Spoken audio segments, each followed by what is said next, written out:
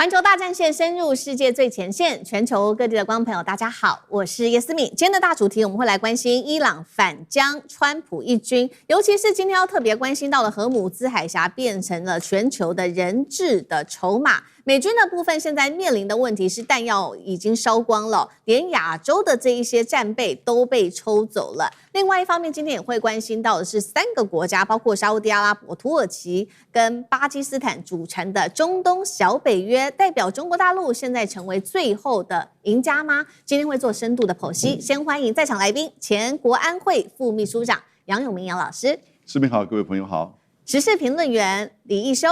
视频好，大家好。前海军舰长吕礼士舰长。主持人好，各位观众大家好。好，观众朋友，今天节目开始前，记得帮我们节目按赞了。希望跟我互动一样，写下思敏你在哪一个城市收看，赶快的帮我们按下加入键，成为环球大战线这个频道的战友。把它再次提醒，赶快按加入键哦。好，今天的每一战士，赶快来关心。这一次伊朗是真的抓到了美国的软肋了吗？今天要来关心到，现在华府头痛的恐怕已经不是来自于伊朗的飞弹，来自于伊朗的无人机了，而是荷姆兹这张王牌。而且呢，有一点很有趣的是，伊朗现在打的牌哦，是不是类似于川普最擅长的，也就是极限施压？为什么这么说呢？我们先来看到哦，这个是最新消息，现在在荷姆兹海峡这边呢，累积了大量的商船，而且呢，还有1000名的船员，他们现在呢都被困在波斯湾的海上哦。他们怎么形容自己的处境？就像是被关在监狱里面，现在他们就在这个海上晃啊晃啊，动弹不得哦。航运公司也因为这个安全的风险，所以已经大幅降低了在荷姆兹这边的航行。更狠的是，伊朗现在不是只是单纯说，我不让你过荷姆兹海峡，而且呢还趁势追击，一共对美方提出了6大非常非常强硬的条件。好，我们来稍微看一下他提出来的条件，包括美军要完全的撤出波湾哦，未来不可以再看到美军了，还要求赔偿冻结对于伊朗的资产，还有解除部分制裁，而且呢，美国军舰未来完全不能够在这边做航行哦。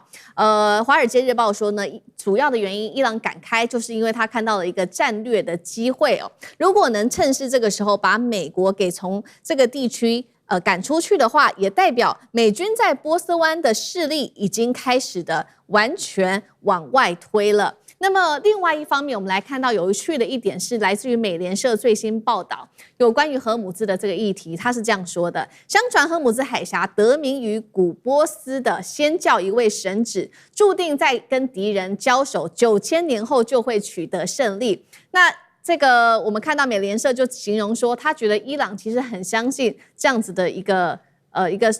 神话哦，并且他说这一场较劲不必再经历了漫长的等待，现在已经把川普给逼到死角了。好，有关于伊朗开出的这6大条件，还有关于这个古波斯的一个神祇说的一个预言，一修怎么看？然后伊朗现在是不是在做一个极限的施压？对于美方来说，是因为大家知道这个波斯文明哦，这个最早可以追溯到6500年前的埃兰古文明。那埃兰古文明到今天，那如果说9000年后即将胜利的话，虽然先教不是在埃兰时期产生，因为这个埃兰古文明主要是来自这个两河流域，算是它这个外溢上的一个文明。它在这个两河后来汇入的是叫做阿拉伯河嘛，就幼发拉底和底格里斯河。汇入这个阿拉伯河，我们说这个阿拉伯河流域或者两河流域，它这个支流就是埃兰文明是从伊朗高原流下来的，所以这个是伊朗文明的核心。所以伊朗人呢，他对于自己的文化自信、历史自信，那个是一点都不输给我们中华民族的。对于这个伊朗人来讲呢，漫长而悠久的历史，正是他们今天立足于整个复杂中东环境最根本且最强健的一个内核。我们要知道，伊朗它有一个很特殊的性质是，它是中东地区真正意义上除了以色列之外，唯一具有现代化属性的国家。另外一个可能土耳其可以算是0.75个吧，因为凯末尔的改革不能说完全的成功，但是呢，因为土耳其又是跨欧亚的，所以如果我们真纯做这个中东这一些国家的话，以色列绝对是个现代化国家。那另外一个就是这个伊朗，那伊朗这个的现代化是在1960、70年代，尤其是在巴勒维王朝后期。它这高速的工业化，所以它基本上有全工业的品项，除了这个比较先进的芯片产业之外，它其实大部分都有，因此它有很强的可消耗性。之前我们在节目里面分享过，在伊朗的话，它为什么会越打它反而呢它的恢复力比美国还来得好，因为美国在1991年12月25号，也就是苏联轰然倒塌之后，它经历过一轮非常强大的全球化。这个强势的全球化，美国以全世界为蓝本来分配它的每一个这个包含工业啊，它的金融政府怎么去掌控。但实体上就是美国本土反而脱实向虚，它的工业反而弱化了。所以今天我们看到美国的工业呢，反而在整个它的这个国家的这个 GDP 占比里面是不到一半的。虽然我们一直认为美国是个工业的强国，所以这就出现一个很吊诡的模式：就伊朗的工业虽然没那么先进，但它管用，而且呢量大管饱。基本上伊朗的所有工业类的品项，它的原材料大多数来说都不是很稀缺，除了铝土之外。但因为铝土这个东西，它也可以从隔壁邻国去进口等等的。所以在伊朗隔壁，如果经济比较弱的国家呢，都大量进口伊朗的这些产品这就是伊朗消耗的底气啊，包含伊拉克啊，包含巴基斯坦。为什么巴基斯坦这伊朗这么好？它有5个口岸，都是大量进口伊朗的这一些相关的，不是只是大宗原物料，比如说天然气、石油，而是很多的工业类的品项，像是这个什么彩钢瓦这类的。所以我们可以看到说，伊朗为什么在这个预言里面他非常的自信呢？因为这个预言的原型是刚才主持人说的一部分，我就把后半段给补上吧因为大家知道这个善神在仙教里面的传说就是善神阿罗哈马兹达他跟恶神这个的斗争恶神叫做欧尔穆兹德的斗争，经过9000年之后漫长的斗争，最终善神会战胜恶神，他这个概念是这样，所以他有那个自信，就觉得说，只要时间拖了够久，我们终将获得最大胜利。其实伊朗历史就是这样，伊朗历史是非常非常曲折的，因为从波斯人他3番2次被灭国他是最早的跨欧亚的这个大帝国嘛，因为他最早跨到了希腊半岛，然后跟这个当时的斯巴达有没有？斯巴达这个温泉关之役，斯巴达战死，再来雅典打败了这个。一看到雅典，他最后打败了这个就是波斯古帝国，然后后来呢，我们看亚历山大大帝一波流就把波斯帝国给端了，大流士被自己人给背叛，这是不是跟今天的伊朗也很像？为什么这个我们可以看到老哈梅内伊，他是被谁给背叛？一定是被他内部的人给背叛，所以他一锅端了80几个将领全死了嘛。可是即便在这样，波斯帝国起而又弱，弱而又起，不断的在上下，但是它依然延续到今天。我想这个意志绝对不是美国人可以掌控的。所以，因此我们可以看到，美国现在最大的问题是什么？刚才讲到第一 part， 从现代而言，伊朗的军事工业反而适合打持久战，而美国的军事工业昂贵且要全世界调集，它反而消耗。然后第二个，从历史文化的角度来说，美国在这个什么波斯悠久历史面前，那都不叫小弟弟的，那简直就是小奈米啊！就是看都看不到，他才250，刚刚过而已。因为伊朗送个尾数给他都赢他，所以这个是第2个点。那第3个点，现在美国很现实的问题是，他大量调动各种军需物资前往到中东这个地方，可是最大的问题是，它的关键物项消耗太甚，无法补充。最近这个最大的受害者是谁呢？就是远在北边的泽连斯基啊。最近基辅几轮是每个月3轮以上的大型的轰炸，各种极音速飞弹、超高音速飞弹，然后这个无人机拦截率非常非常低。为什么？泽连斯基甚至出来讲这个演讲，他说不应该把爱国者飞弹放在仓库里，其实不是放在仓库里。我亲爱的泽胜，其实是被美国人调到中东去，但即便这样，拦截的比例还是不够。而且伊朗经过几轮，他把这些发射架的出入口，因为其实发射架没有受伤嘛，它是那个穴道出入口被炸瘫了，又拉出来继续的发射。而且我们也看到打击的这个面向不断在改变。所以简单来讲现在的这个状况看起来情势真的逐步的导向伊朗，所以也难怪这个美联社会引用了这个先教古老的预言，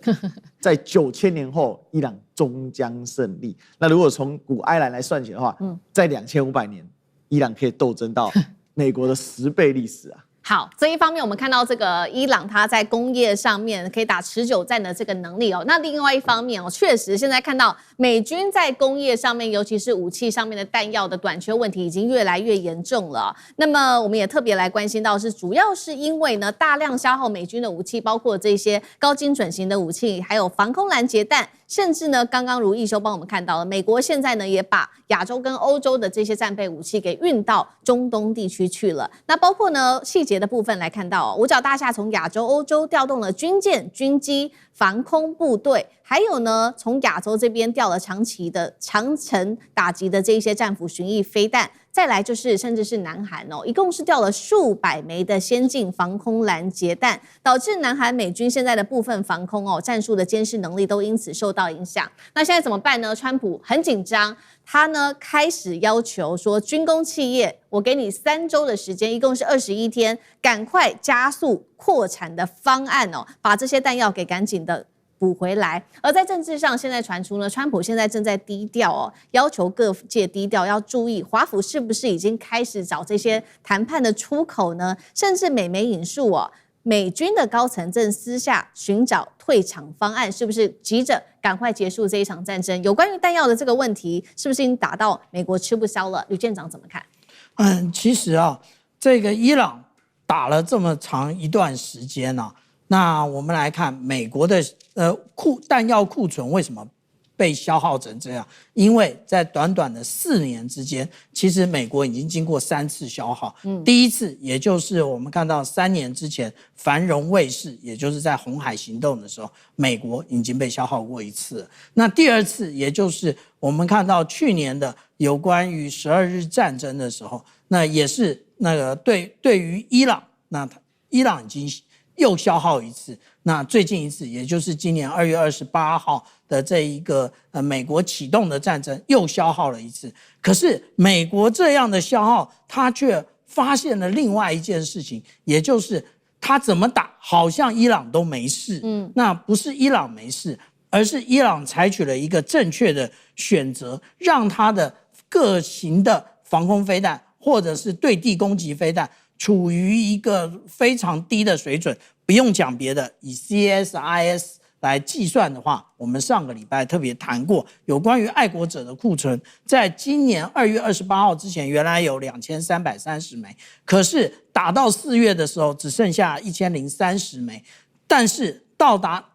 现在它可能只剩了759枚。这个就是刚刚历史哥特别讲到的，有关于现在为什么美国想要叫这一个乌克兰，你来做爱国者，因为乌克兰有十足的动力想要做爱国者，除了他自己防空之外，他也想要透过这一个方式加入美国的一个军火供应链里面。那这是一个部分。那至于说他要求这一些其他的这一个军火公司，那原来的我们看到这个老牌的洛克希德马丁、波音或者是这一个雷神公司都没有办法应付现在川普的这个12周的要求那结果新一代的那就开始崛起。例如说我们所看到的梭鱼500的这种巡弋飞弹，那它的弹头呢45公斤，可是它可以飞926公里。虽然相比这个战斧巡弋飞弹的1600公里的话，它其实射程并不远，但是呢，对于美军在这一个无论是乌克兰或者是现在在这一个伊朗够用了，他们觉得现在够用就好，他们称这个叫做 low cost， 也就是廉价或者是低价的各种飞弹。那另外呢，他们还有用另外一种就是锈蚀匕首，那它这一种也是对地攻击的飞弹。那美国想要透过这种解决它现在的燃眉之急，但是实际上来讲，伊朗不同意。好，所以一方面我们也看到美国现在弹药库存这么的缺乏，自己都自身难保了。所以呢，现在波湾国家是不是自己也要想办法自立自强呢？我们要来看到一个全新的中东安全格局，现在等于正式成型因为最新消息，我们来看到了3个国家，画面 CG 上我们可以看到这3国，包括了土耳其、沙烏地阿拉伯、巴基斯坦。在本周末而已8月7号签署了这个叫做共同防御协议。核心内容有点像是北约的第5条集体防御，就是说只要其中一个国家受到攻击，就会视为攻击3国。那这3国的组合也非常的有趣。第一个，我们看到沙烏地阿拉伯有钱有能源，土耳其最厉害的是它的军事工业那还有北约的经验，巴基斯坦拥有核武。这3个国家靠在一起，也代表说他们不再相信美国可以保护他们。那刚好这3个国家呢，中国大陆近几年也都持续的深化跟他们的关系，甚至3月份的时候还跟巴基斯坦提出了中东的和平倡议。有一个说法是说，美国在中东的霸权地位等于被中国大陆给取代，可以这样解读吗？那杨老师怎么看？美国在中东的霸权地位没有被中国取代，但是美国把自己给玩掉，玩小，不再是独家主导整个中东的地缘政治秩序了。那尤其这些区域的内的强国自己开始组成集体防御联盟，所以这个麦加协议啊，其实它就是一个以集体防卫为名的，就是3国之间的，就是等于叫做军事联盟体系。如果你说跟北约做比较，我觉得它有70%就像北约了。尤其北约就是华盛顿条约的第5条里面，就是相互的防卫，彼此帮助对方。那这个里面就存在。同时呢，它也有设一个叫常设的协调机构。那这个设在沙特阿拉伯，在沙特，它设了一个就是这个麦加机制3国军事防卫联盟的，就是秘书处，同时还进行相关的军工产业的合作，那以及呢国防技术移转和情报共享。所以唯一跟北大西洋公约组织 NATO 最大的差别，就是没有一个境外大国参与到这个里面，而且这个境外大国就指的是美国了，对，还在大家的国家里面驻军。然后呢，也当然因为驻军，所以呢，北约还有一个叫做就是指挥中心。指挥协调中心，那这个东西没有。你可以想象，将来如果麦加协议是跟俄罗斯还是跟中国大陆又签了一个共同参与到，然后呢，中国还是俄罗斯的军队进入到这些中东国家里面驻军的话，那就是被取代了。是，所以我觉得现在并不是说被取代。那它最大的特色是什么呢？我倒不觉得是对伊朗的一个嚇阻，这有这个效益是没错，因为沙特阿拉伯跟伊朗之间过去是世仇。可是事实上，前几年他们也修好，也建交，那是在中国大陆的协助之下。而这一段时间呢，从2月28号开始到就是现在为止，伊朗虽然有攻击很多海湾国家，但它主要是针对美军基地。你看，他没有去打那些海水淡化设施，他没有打太多就是能源设施，他也没有打那些城市或者是这些金融中心。所以它主要是针对美国在这个海湾国家的这些设施，甚至他列了一个就是在一些西方的资料中心，还有川普投资的那些大楼，对，但是没有真的打。所以呢，我是觉得这个麦加协议我们如果用台湾话讲，什么意思吗？卖过来加了，你知道吗？叫你美国不要来了。其实简单的说，就是安全去美国化。安全去美国化，同时呢，它也避免未来出现权力真空。为什么？因为美国开始被迫这个退出，或者被迫减少在这边的影响力，那同时也避免大国在这里面开始做竞逐，所以彼此之间3国，将来我觉得可能会有第4国、第5国在这个区域里面，在这个区域里面，所以我是觉得中国的战略影响当然是扩大，因为你想想看，这3国，尤其巴基斯坦跟中国的军事关系，那土耳其和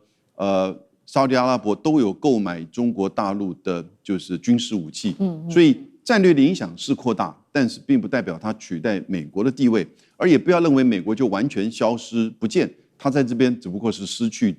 独家主导的影响力，还是有它一定的就是影响存在的空间。不过呢，不再是他个人美国这个一国绝对主导了。